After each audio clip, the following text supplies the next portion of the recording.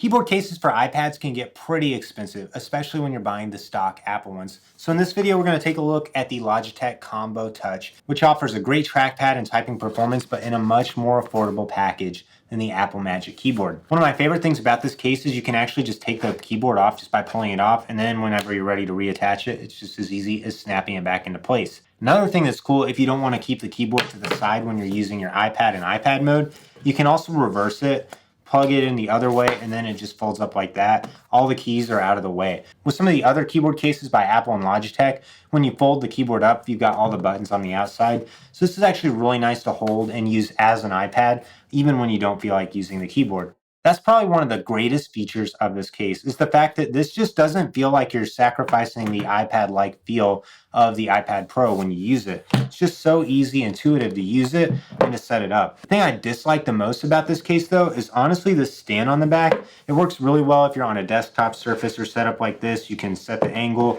You can even go low with it if you want, and that's fine. But whenever you sit on a couch or if you're using it on your lap, and that's where the performance of this case does greatly suffer, because while you're typing, you'll just see the whole thing starts to rock and move around. So that's where I really prefer the Apple Magic Keyboard, is using it on my lap as more of a laptop-like setup.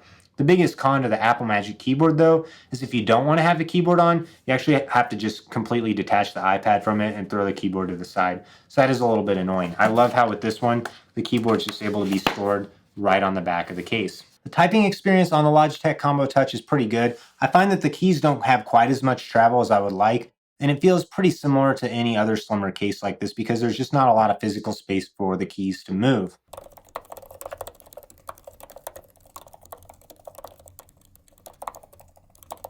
A couple really nice features with the keyboard itself: you get a backlight built in, and you also get a full set of function keys on the top, which is missing from the Apple keyboard. So you can control things like brightness, you can search, look up now, adjust your backlighting, skip songs, adjust volume, all just by using the keys at the top. The trackpad experience is okay. I don't find it quite as enjoyable to use as the Apple trackpad, but it does get the job done. The edge around the trackpad itself feels a little bit rough to the edge. It just doesn't go over quite as smooth into the trackpad from the cloth feel to the trackpad itself. If you compare it side by side to the Magic Keyboard, you do find the keys are a little bit smaller and the trackpad on this is a little bit bigger, which I personally do like the larger trackpad size.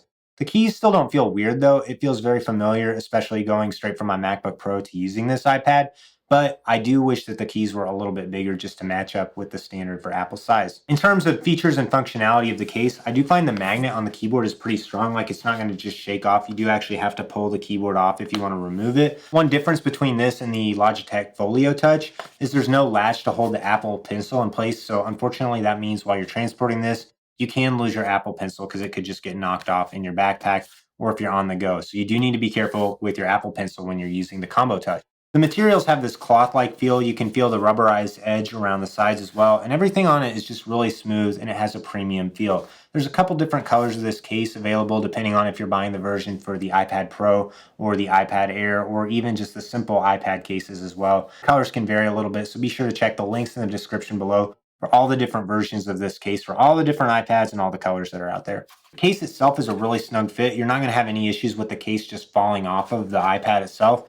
But I do notice it's a little bit hard to get on, so just keep that in mind. You can still use all your volume buttons and your power button on the side as well, but they do make it a little bit harder to use them. The USB port on the back is just fully exposed, and unlike on the Magic Keyboard, you don't get a second USB-C port on the keyboard itself. So the typing experience is good, the trackpad works well, the price is much more affordable than the Magic Keyboard, but I do think there's a couple cons to consider with this case. First and foremost, I do wish that the weight on these keyboard cases was smaller.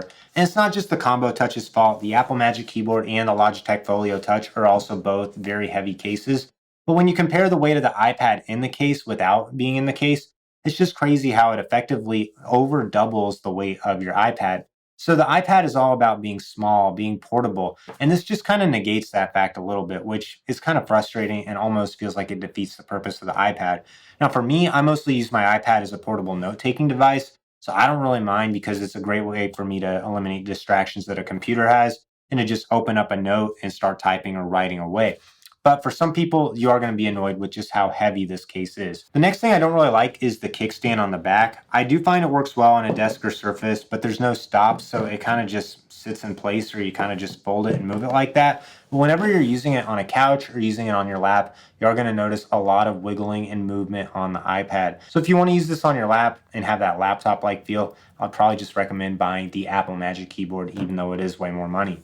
But I will say this, the Combo Touch is probably the best iPad case in terms of still retaining the feel of an iPad because you are able to just quickly detach that keyboard and to hold the iPad to draw on it using the Apple Pencil, or just to read a book, browse the web, or do other iPad-like things without it feeling like as much of a laptop. If you're interested in buying the Logitech Combo Touch for the iPad, iPad Pro, iPad Air, any of the models, I have links for all of them and the other iPad keyboards in the description below. Be sure to check out my other videos for more iPad case reviews and a comparison video where we're going to compare the Combo Touch to the Folio Touch to the Apple Magic Keyboard.